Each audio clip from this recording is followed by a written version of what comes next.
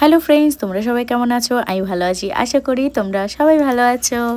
তোমরা সবাই জানো আজকে তো ক্রিসমাস ডে, আর আগের ব্লগে দেখেছো সকাল থেকে আমরা কোথায় কোথায় ঘুরতে গেছি। আর এখন দেখো সন্ধেবেলা হয়ে গেছে। ও অফিস থেকে আসার পর ওর সাথে তো আমরা সবাই এসেছি জানো।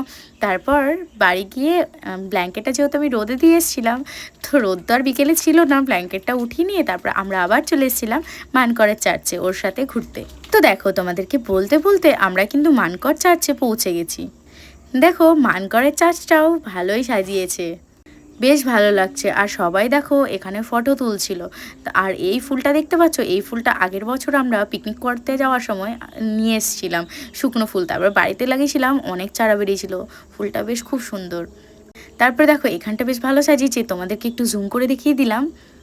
তারপর বেটু যে সিটি সেন্টার চার্চের ভিতরে যেতে পারিনি, তাই জন্য বেটুকে নিয়ে এখানে চার্চে চলে এসেছি দেখানোর জন্য, ভিতরটা নিয়ে গিয়ে দেখাবো। তো দেখো এখানে খোলা ছিল গেটগুলো, তো এখানে সবাই এসছে, ফটো তুলছে যে যার নিজের মতো। আর ভালো লাগছে বলো, দেখো এখানেও সাজিয়েছি বেশ ভালো করে।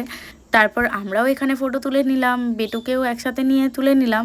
তারপর ফটো তোলার পর সত্যি কথা বলতে একটু ইচ্ছে করছিল না যে বাইরে যাই, মনে হচ্ছিল যেন এখানেই বসে থাকি। কি আর করা যাবে, অনেকটা বেশি লেট হয়ে গেছিলো। আর আজকে ছিল আমাদের একটা বিয়ে বাড়ি।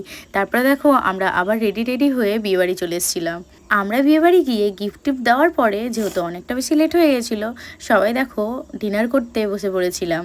তারপরে আমরা জলদি জলদি খাবারটা কমপ্লিট করে বাড়ি চলে এসেছিলাম, অনেকটা বেশি লেট হয়ে গেছিলো। আচ্ছা, তোমাদের ব্লগটা কেমন লেগেছে জানাতে ভুলবে না কিন্তু।